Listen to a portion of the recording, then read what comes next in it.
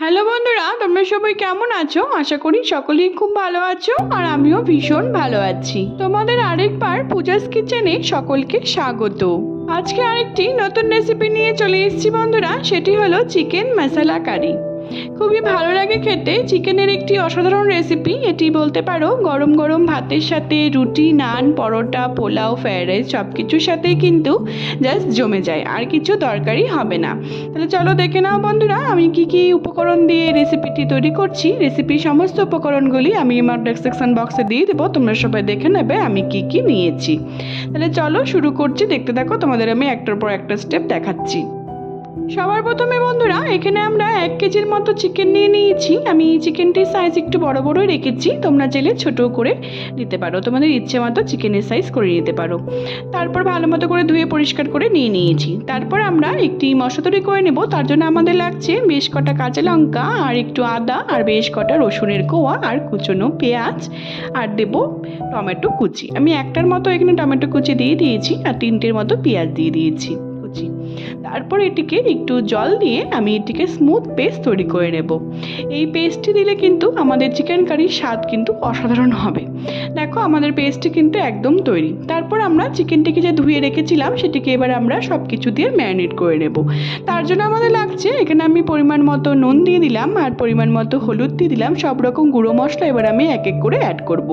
কাশ্মীরি লঙ্কার গুঁড়ো, ধনে গুঁড়ো, জিরে গুঁড়ো সব কিছু দিয়ে এটিকে আমি ম্যারিনেট করে নেব। আর দেবো যে আমরা মশলাটি পেস্ট করে রেখেছিলাম সেটির থেকে 2 চামচের মতো দিয়ে দিব। আর দেবো বেশ কিছুটা সর্ষের তেল আর দেবো টক দই দিয়ে ভালো মতো করে এটিকে ম্যারিনেট করে 10 থেকে 15 মিনিটের জন্য রেখে দেব। চিকেন কারি বা চিকেন মশলা কারি বা চিকেনের যে কোনো আইটেমই হোক না কেন, এরকম করে মশলা দিয়ে টক দই দিয়ে যদি ম্যারিনেট করে রেখে দেওয়া হয় তাহলে কিন্তু দারুণ হয় খেতে আর নরম জুসিও হয়। সবার লাস্টে বেশ কিছুটা গরম মশলা গুঁড়ো আর চিকেন কারি মশলা আমি দিয়ে দিয়েছি। দিয়ে ভালো মতো করে এটিকে ম্যাশ করে করে মেখে আমি এটিকে 10 থেকে 15 মিনিটের জন্য রেখে দেবো, যাতে আমাদের চিকেনটি পরে খেতে নরম জুসি হয় আর দারুণ হয় খেতে। তারপর আমরা গ্যাসে একটি কড়াই বসিয়ে দিয়েছি। এখানে আমি পরিমাণ মতো সরষের তেল দিয়ে দিব, মাস্টার্ড অয়েল। যখন তেলটি খুব ভালো মতো করে গরম হয়ে আসবে বন্ধুরা, তারপরে যে আমরা চিকেনে যে আলুটি ব্যবহার করব সেগুলিকে আমি 2 টুকরো করে একটু বড় বড় করে আমি কেটে নিয়েছি। তোমরা চাইলে ছোটো করেও কাটতে পারো তোমাদের ইচ্ছে মতো। এটিকে আমি এবার লবণ হলুদ দিয়ে পরিমাণ মতো একটুখানি লালটে লালটে করে ভেজে আমি তুলে নেব। তারপর তোমরা নেক্সট স্টেপ দেখো। চিকেন কারি বা চিকেন মশলা কারি বা চিকেনের যে কোনো আইটেমেই এরকম করে যদি আলুগুলোকে একটু বড় বড় করে একটু লবণ হলুদ দিয়ে আগের থেকে ভেজে নেওয়া হয়, তারপর যদি রান্নাতে দেওয়া হয় তাহলে কিন্তু চিকেনের স্বাদও ভালো লাগে খেতে, দ্বিগুণ বেড়ে যায়। আর আলুগুলোও কিন্তু নরম জুসি হয় আর খুব সুন্দর সিদ্ধ হয় আর খেতেও কিন্তু দারুণ লাগে। দেখো বন্ধুরা আমাদের সব আলুগুলোকে আমি পরিমাণ মতো নুন হলুদ দিয়ে আমি এটিকে ভেজে নিয়েছি, সবগুলোকে তুলে নিয়েছি। তারপর আমরা ওই তেলেই এখানে আমি কিছু মশলা ফোড়ন দিয়ে নিচ্ছি। এখানে দিচ্ছি আমি গোটা জিরে, গোটা মৌরি আর গোটা গরম মশলা, 2টো তেজপাতা আর দেবো 2টো শুকনো লঙ্কা। চিকেনের যে কোনো আইটেমে যদি একটুখানি ফোড়নে মৌরি দেওয়া হয়, মৌরি যদি ফোড়ন দেওয়া হয় তাহলে পরে কিন্তু স্বাদ কিন্তু অসাধারণ হয় আর যে কোনো রেসিপির স্বাদই কিন্তু বেড়ে যায়। তোমরা একবার দিয়ে দেখতে পারো, এটি একটি টিপস বলতে পারো এই রেসিপি।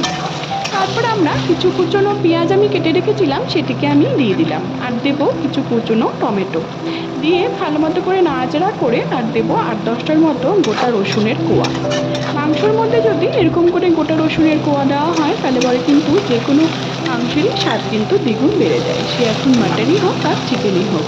আর দেবো কিছু আমি কাঁচা লঙ্কা চিড়ে দিয়ে দিয়েছি, কাঁচা লঙ্কা। আর দেবো যে আমরা পেস্টটি তৈরি করলাম সব কিছু দিয়ে, আদা, কাঁচা লঙ্কা, টমেটো আর পেঁয়াজ দিয়ে সেটির পেস্ট আমি দিয়ে দিলাম। দিয়ে ভালো মতো করে নাড়াচাড়া করে এটিকে আমরা কষিয়ে নিব। আর সব রকম গুঁড়ো মশলা আমি রেডি করে নিয়েছি। এখানে আমি 1 টেবিল চামচ করে সব রকম গুঁড়ো মশলা নিয়ে নিয়েছি। এবার আমি জল দিয়ে এটিকে রেডি করে রেখে দেবো। এরকম করে যদি গুঁড়ো মশলাটাকে আগের থেকে জলে ভিজিয়ে রাখা হয় তাহলে কিন্তু বাটা মশলার মতনই এটির স্বাদ হয়। দেখো আমাদের মশলাগুলো কিন্তু খুব সুন্দর করে ভাজা হয়ে গেছে। এবার যে চিকেনগুলোকে ম্যারিনেট করে রেখে দিয়েছিলাম 10 থেকে 15 মিনিটের জন্য, সেগুলিকে দিয়ে ভালো মতো করে নাড়াচাড়া করে নেব। সবগুলো চিকেনগুলোকে দিয়ে আমরা ওটিকে ধুয়ে বাটিটিকে ধুয়ে একটুখানি জল দিয়ে দিচ্ছি, আর কোনো রকম জল আমি এর মধ্যে ব্যবহার করছি না, কারণ চিকেন থেকে আমাদের প্রচুর জল বেরোবে। আর দেবো স্বাদটি ব্যালেন্স করার জন্য সামান্য একটুখানি চিনি দিয়ে ভালো মতো করে নাড়াচাড়া করে এটিকে বেশ কিছুক্ষণ ধরে আমরা এটিকে ভাজা ভাজা করে নেব, কাঁচা গন্ধ যাওয়া অবধি এটিকে আমরা কুক করে নেব। তারপর তোমরা নেক্সট স্টেপ দেখো। চিকেনটিকে যদি এরকম করে মশলা ম্যারিনেট করে রেখে বেশ কিছুক্ষণ ধরে এরকম করে ভেজে রান্না করা হয় তাহলে কিন্তু চিকেনের স্বাদ কিন্তু অসাধারণ হয়। যারা ধরো চিকেন খেতে ভালোবাসে না, যারা চিকেন পছন্দ করে না, তারাও যদি এরকম করে তোমরা যদি চিকেন রান্না করো বন্ধুরা, তাহলে কিন্তু তারা অবশ্যই খাবে। তোমরা একবার ট্রাই করে দেখতে পারো আমাদের রেসিপিটিকে। দেখো খুব ভালো মতো করে আমি তেল ছেড়ে আসা অবধি এটিকে ততক্ষণ আমরা ভেজে নেব যতক্ষণ না তেল ছেড়ে আসছে।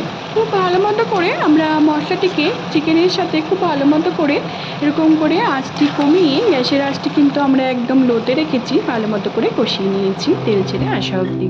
তারপর যে আমরা মশলাগুলো সবগুলোকে রেডি করে রেখেছিলাম, বাটা মশলা থেকে কিন্তু কোনো অংশে কম হবে না তোমরা যদি এরকম করে মশলাটিকে আগের থেকে ভিজিয়ে রান্না করো। তোমরা একবার ট্রাই করে দেখতে পারো। তারপর মশলাগুলিকে দিয়ে তেল ছেড়ে আসা অবধি আমরা এবার এটিকে কষিয়ে নিব।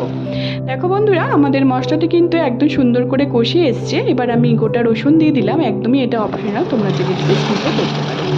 আর যে আমি আলুগুলোকে ভেজে রেখেছিলাম সেগুলি সবগুলিকে দিয়ে ভালো মতো করে নাড়াচাড়া করে আমরা ঢেকে কিছুক্ষণ এটিকে কুক করে নেব 5 থেকে 7 মিনিটের জন্য।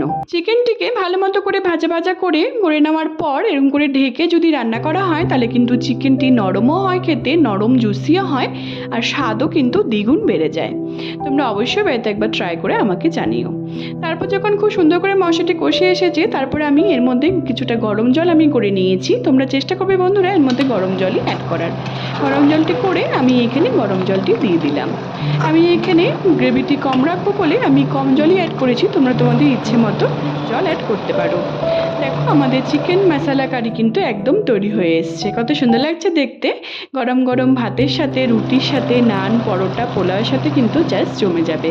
সবশেষে আমরা এর মধ্যে চিকেন কারি, মশলা কারি আর আর দিব গরম মশলা গুঁড়ো আমি দিয়ে ভালো মতো করে নাড়াচাড়া করে নেবো। সবশেষে যদি এর মধ্যে এরকম করে চিকেন মশলা কারি মশলা আর যদি গরম মশলা দেওয়া হয় তাহলে কিন্তু এর স্বাদ কিন্তু অসাধারণ হয়। দেখো বন্ধুরা, আমাদের আলুগুলো কিন্তু খুব সুন্দর করে সিদ্ধ হয়ে গেছে, একদম তৈরি আমাদের চিকেন মশলা কারি। সবশেষে আমরা এর মধ্যে বেশ কিছুটা ধনেপাতা কুচি অ্যাড করে দেবো। অ্যাড করে দিয়ে ভালো মতো করে নাড়াচাড়া করে 2 থেকে 3 মিনিটের জন্য আবার এটিকে আমরা কুক করে নেব। আমাদের চিকেন মশলা কারি কিন্তু একদম তৈরি। গরম গরম ভাতের সাথে, রুটি, পরোটা, নান, পোলাও, ফ্রাইড রাইস সব কিছুর সাথে কিন্তু জাস্ট জমে যাবে, আর কিছু দরকারই হবে না। যারা ধরো চিকেন খেতে পছন্দ করে না তারাও কিন্তু এরকমভাবে যদি তুমি চিকেন রান্না করে দাও তোমরা, তাহলে কিন্তু সে অবশ্যই খাবে। দেখো কত সুন্দর লাগছে দেখতে। তোমরা অবশ্যই বাড়িতে একবার ট্রাই করে আমাকে জানিও তোমাদের এই নতুনভাবে নতুন পদ্ধতিতে চিকেন মশলা কারি রেসিপিটি কেমন লাগলো। যদি ভালো লেগে থাকে বন্ধুরা তাহলে অনেক অনেক অনেক বেশি শেয়ার করা তোমাদের সকলকে অনুরোধ রইল আমার এই রেসিপিটিকে। আর তোমরা যদি আমার চ্যানেলে নতুন বন্ধু হয়ে থাকো তাহলে অবশ্যই আমার চ্যানেলটিকে সাবস্ক্রাইব করতে কিন্তু একদম ভুলো না। তাহলে আমি যখনই কোনো রেসিপি ছাড়বো তোমরা তাহলে সবার প্রথমেই সেই রেসিপিগুলি পেয়ে যাবে। আমার ফেসবুকও আরেকটি রান্নার পেজ আছে সুইট কিচেন দিয়ে, সেটি লিঙ্ক আমি সবশেষে তোমাদের সাথে শেয়ার করে দেবো। সেটিকে ফলো করার আর অনেক অনেক অনেক বেশি শেয়ার করা তোমাদের সকলকে অনুরোধ রইল। সবাই ভালো থেকো বন্ধুরা, সুস্থ থেকো। আবার নেক্সট ভিডিওতে দেখা হচ্ছে নতুন একটি রেসিপি নিয়ে। অবশ্যই আমাকে জানিও তোমাদের রেসিপিটি কেমন লাগলো, কমেন্টের মাধ্যমে আমাকে জানাতে কিন্তু একদম ভুলো না। সবাই ভালো থেকো বন্ধুরা, সুস্থ থেকো। আবার নেক্সট ভিডিওতে দেখা হচ্ছে। টাটা।